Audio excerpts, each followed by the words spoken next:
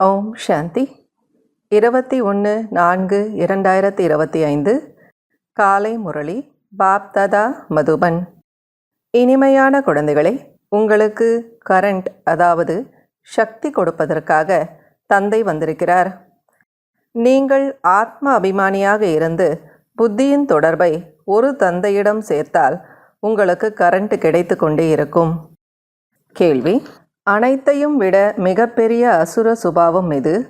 அது குழந்தைகளாகிய உங்களிடம் இருக்கக்கூடாது. பதில்: அசாந்தியை பரப்புவதே அனைத்தையும் விட மிகப்பெரிய அசுர சுபாவமாகும்.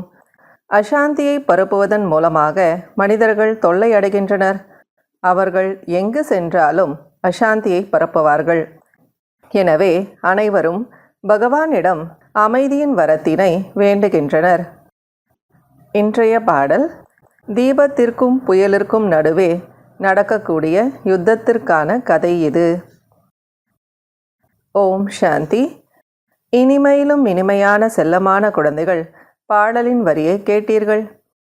இந்த பாடலானது பக்தி மார்க்கத்திற்குரியது. பிறகு அதனை ஞானத்திற்காக மாற்றம் செய்யப்பட்டிருக்கிறது. வேறு யாரும் இந்த மாதிரி மாற்ற முடியாது. தீபம் என்றால் என்ன, புயல் என்றால் என்ன என்பதை உங்களிலும் கூட வரிசை கிரமத்தில் முயற்சிக்கேற்றாற் போலதான் தெரிந்து கொள்ள முடியும். ஆத்மா எனும் தீபம் மங்கிவிட்டது. தீபத்தை ஒளிரூட்டுவதற்காக இப்போது தந்தை வந்திருக்கிறார் என குழந்தைகள் புரிந்திருக்கிறீர்கள்.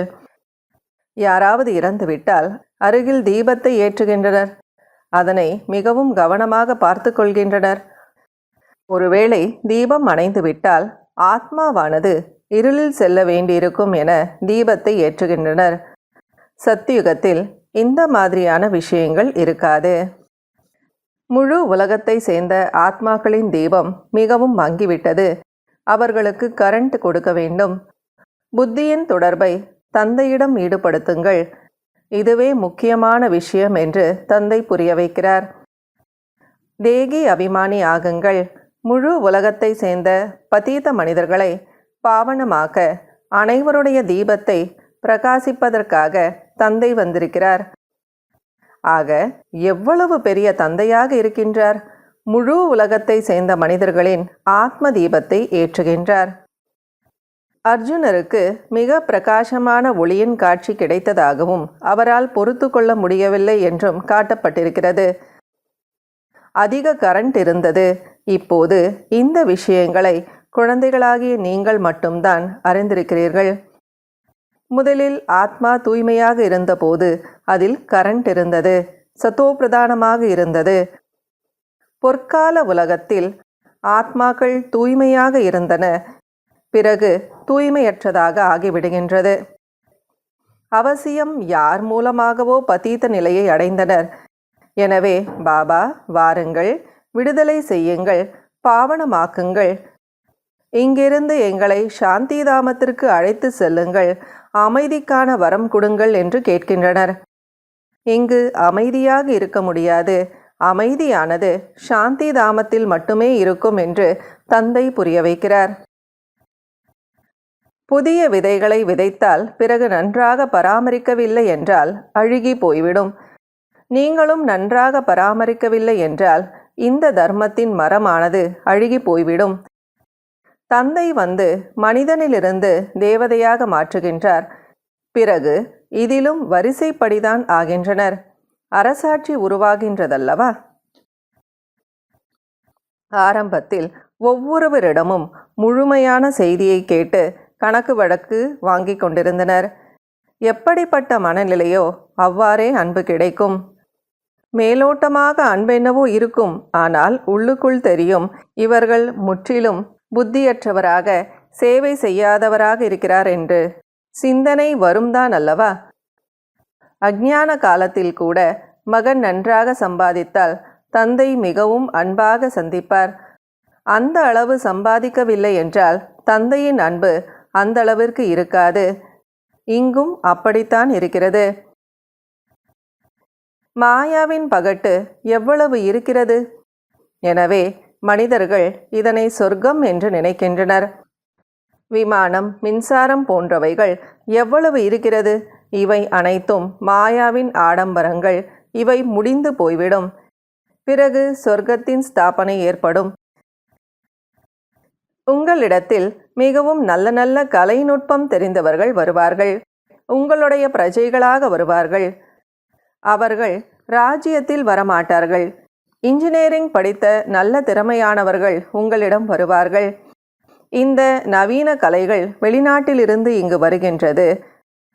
ஆக நீங்கள் அவர்களுக்கு சிவபாபாவின் அறிமுகத்தை கொடுக்க வேண்டும்.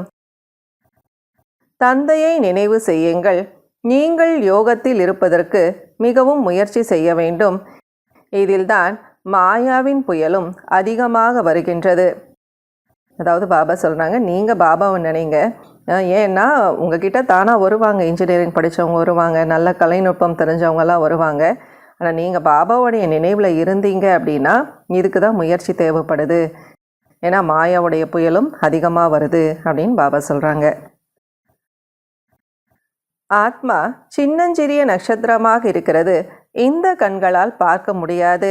தெய்வீக பார்வையால் காட்சி கிடைக்கும். புள்ளியாக இருப்பதால் பார்ப்பதில் என்ன லாபம் இருக்கிறது? தந்தையும் அவ்வாறு புள்ளியாக இருக்கிறார். அவர் பரமாத்மா என்று அழைக்கப்படுகிறார். ஆத்மா ஒரே ரூபத்தில்தான் இருக்கிறது. ஆனால் அவர் சுப்ரீமாக இருக்கிறார். ஞானக் கடலாக இருக்கிறார்.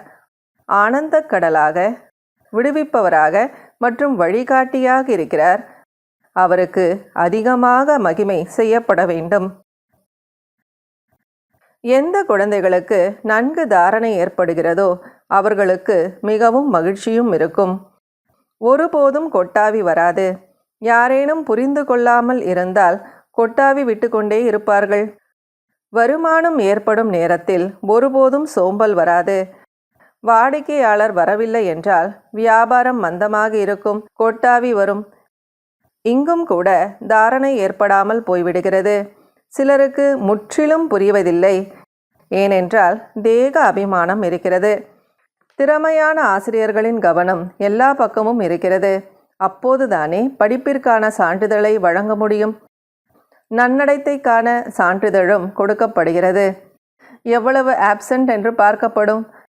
இங்கு வந்து அமர்ந்தாலும் எதையும் புரியாமல் சிலர் இருக்கின்றனர். தாரணையும் இல்லை. புத்தி மந்தமாக இருக்கிறது. தாரணை ஆவது இல்லை என்றால் பாபாவிடம் சிலர் கூறுகின்றார்கள், ஆக பாபா என்ன செய்ய முடியும்?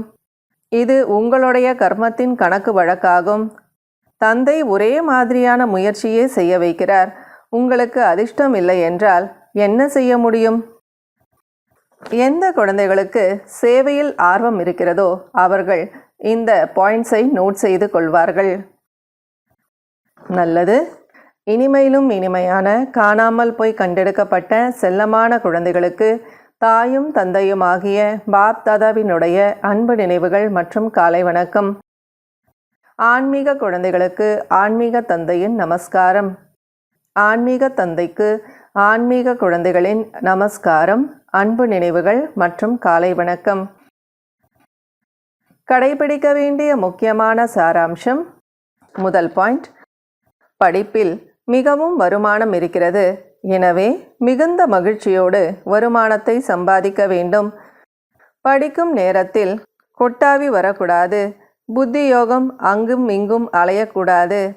பாயிண்ட்ஸை குறித்து கொண்டு தாரணை செய்ய வேண்டும்.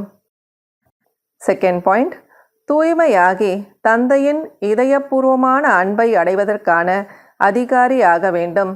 சேவையில் திறமைசாலியாக வேண்டும். நல்ல முறையில் வருமானத்தை சம்பாதித்து பிறரையும் சம்பாதிக்க வைக்க வேண்டும். வரதானம். இறந்து பிறந்திருக்கும் ஜென்மத்தின் நினைவின் மூலம் அனைத்து கர்ம பந்தனங்களையும் முடிக்கக்கூடிய கர்மயோகியாகுக. இந்த தெய்வீகமான மறுபிறவி கர்ம பந்தன பிறவி அல்ல, இது கர்மயோகி பிறவியாகும். இந்த அலௌகீகமான தெய்வீக பிறவியில் பிராமண ஆத்மாக்கள் சுதந்திரமாக இருக்கின்றனர். எதையும் சார்ந்து இல்லை. இந்த தேகம் கூட கடனாக கிடைத்திருக்கிறது. முழு உலகத்திற்கும் சேவை செய்வதற்காக இந்த பழைய உடலில் சக்தியை நிரப்பி நடத்தி கொண்டு இருக்கிறார். பொறுப்பு பாபாவினுடையது, உங்களுடையது அல்ல. கர்மங்களை செய்யுங்கள், நீங்கள் சுதந்திரமானவர்கள், நடத்தக்கூடியவர் நடத்தி கொண்டிருக்கிறார் என்று பாபா கட்டளை கொடுத்திருக்கிறார். இந்த விசேஷமான தாரணையின் மூலம் கர்ம பந்தனங்களை முடித்துவிட்டு கர்மயோகி ஆகுங்கள். ஸ்லோகன்: நேரத்தை அருகில் கொண்டு வருவதற்கான அடித்தளம் எல்லையற்ற வைராகிய உள்ளுணர்வு ஆகும். இன்றைய அவ்வியக்த சமிகை: எந்த அளவிற்கு நினைவில் இருப்பீர்களோ அந்த அளவிற்கு நான் தனியாக இல்லை, ஆனால் பாப் தாதா சதா துணையாக இருக்கின்றார் என்று அனுபவமாகும். எந்த விதமான பிரச்சனைகள் முன்னால் வந்தாலும் நான் பாபாவுடன் இணைந்திருக்கின்றேன் என்று நினைவிருந்தால் அப்போது பயப்பட மாட்டீர்கள். இணைந்த ரூபத்தின் நினைவால் கடினமான காரியமும் எளிதாக முடிந்துவிடும். தனது அனைத்து சுமைகளையும் பாபாவிடம் கொடுத்துவிட்டு சுயம் லேசாக இருக்கும்போது எப்போதும் தன்னை மகிழ்ச்சியாக அனுபவம் செய்யுங்கள் மற்றும் ஃபரிஷ்தாவிற்கு சமமாக நடனம் ஆடுவீர்கள். ஓம் சாந்தி.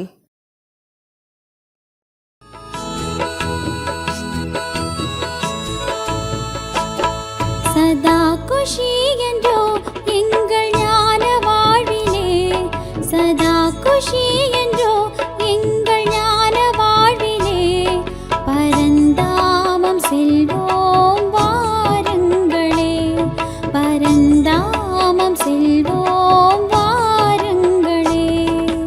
கார்மேகமே எங்கள் வான் மீதிலே, கார்மேகமே எங்கள் வான் மீதிலே, ஞான துளியாக பனியாக விழுகின்றது, ஞான துளியாக பனியாக விழுகின்றது. சதா குஷி என்றோ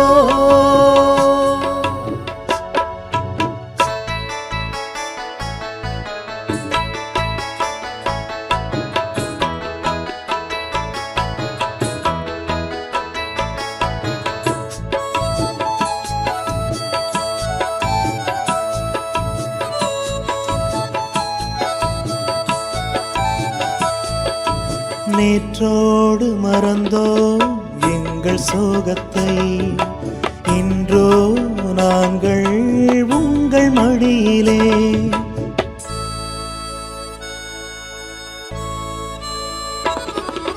நேற்றோடு மறந்தோம் எங்கள் சோகத்தை, இன்றோ நாங்கள் உங்கள் மடியிலே. ஆயிரம் கனவுகளை கண்களிலே, ஆயிரம் கனவுகளை கண்களிலே ஏந்தியே நாங்கள் ஆடிடுவோம். சதா குஷி என்றோ எங்கள் ஞான வாழ்விலே, பரந்தாமம் செல்வோம் வாருங்களே. சதா குஷி என்றோ எங்கள் ஞான வாழ்விலே, சதா குஷி என்றோ எங்கள் ஞான வாழ்விலே, பரந்தாமம் செல்வோம் வாருங்களே, பரந்தாமம் செல்வோம் வாருங்களே. கார்மேகமே எங்கள் வான் மீதிலே, கார்மேகமே எங்கள் வான் மீதிலே, ஞான துளியாக பனியாக விழுகின்றது, ஞான துளியாக பனியாக விழுகின்றது. சதா குஷி என்றோ